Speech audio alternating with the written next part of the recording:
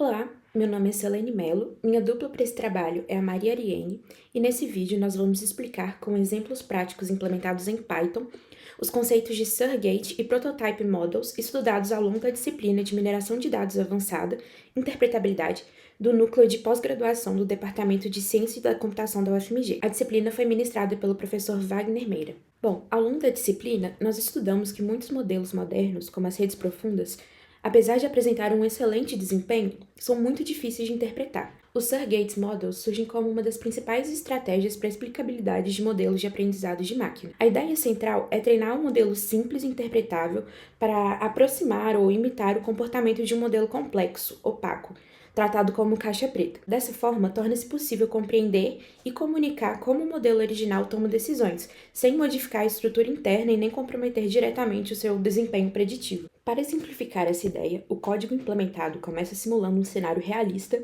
inspirado em datasets como o Wild Jailbreak, que são usados para avaliação de risco e segurança em modelos de linguagem. Ao invés de usar um dataset pequeno, nós fizemos um Data Augmentation, baseado nos dados do dataset Wild Jailbreak, e criamos um conjunto com cerca de 19.000 amostras e centenas de features, misturando variáveis categóricas e numéricas.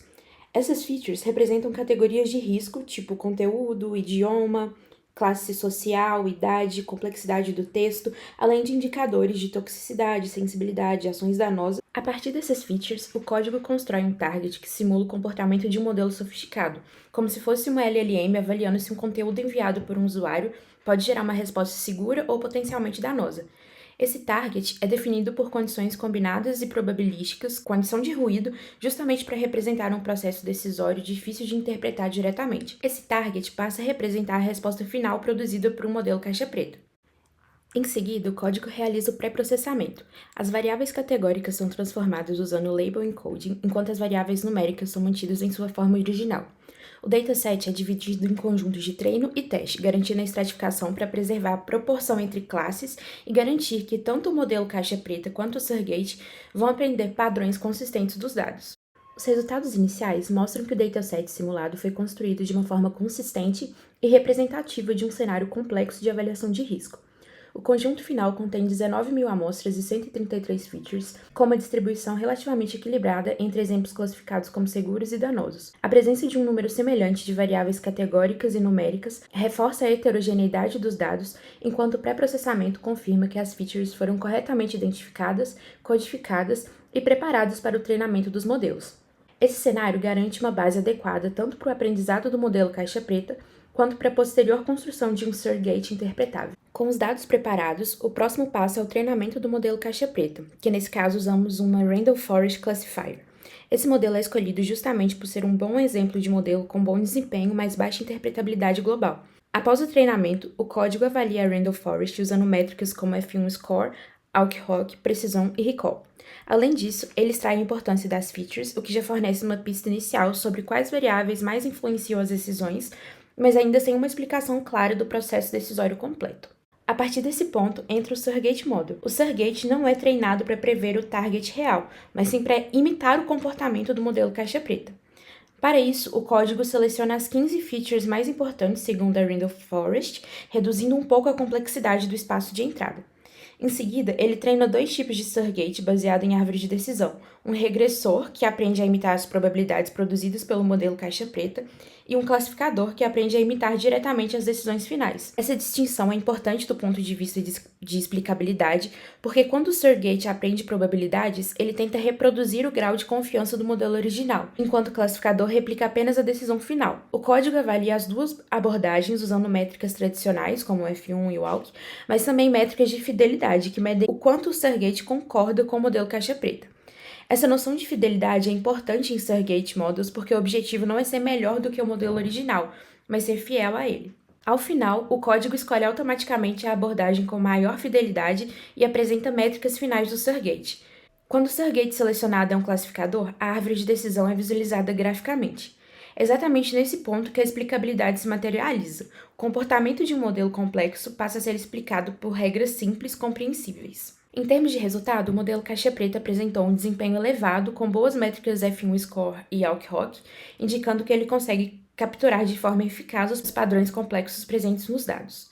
No entanto, esse bom desempenho vem acompanhado de baixa interpretabilidade global, o que limita a compreensão direta de como as decisões são tomadas. O Surrogate Model treinado para imitar o comportamento da Randall Forest obteve alta fidelidade, apresentando forte concordância com as previsões do modelo original, mesmo utilizando um número reduzido de features. Isso mostrou que o Surrogate consegue aproximar bem a lógica do modelo caixa preta ao custo de uma pequena perda de desempenho. A árvore de decisão resultante permite visualizar regras claras e compreensíveis, evidenciando quais variáveis e limiares mais influenciam as decisões, o que confirma a utilidade do Surrogate Model como uma ferramenta de explicabilidade. Esse resultado mostra como que é possível explicar um modelo caixa preta sem abrir mão do desempenho, usando um modelo interpretável treinado para imitar as decisões dele. No contexto da disciplina de mineração de dados avançado, isso é importante porque revela o trade-off entre o desempenho e interpretabilidade e apresenta uma solução concreta para tornar esses modelos complexos mais transparentes e auditáveis. Então, trazendo agora o tema dos prototypes, os modelos baseados em prototypes oferecem um paradigma de explicação radicalmente diferente.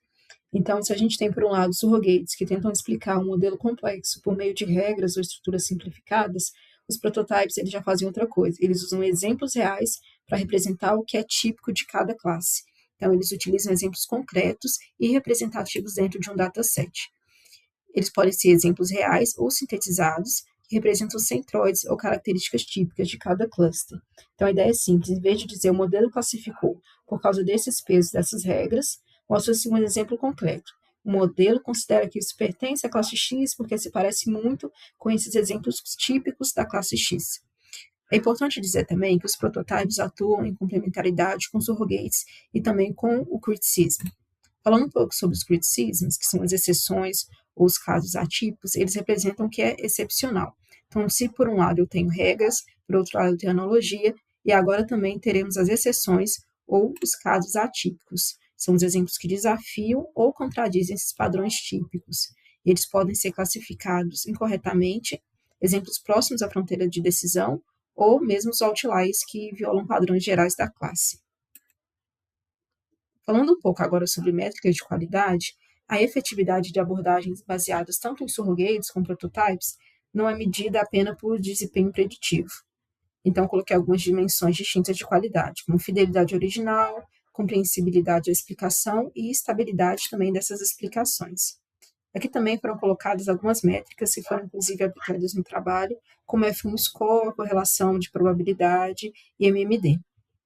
Outras também para compreensibilidade, com profundidade de árvore, noz-folha, e também estabilidade, variações de explicações sobre ruído, consistência, seleções prototypes e outras métricas também que podem ser utilizadas para medir a fidelidade, a interpretabilidade, a estabilidade e a robustez.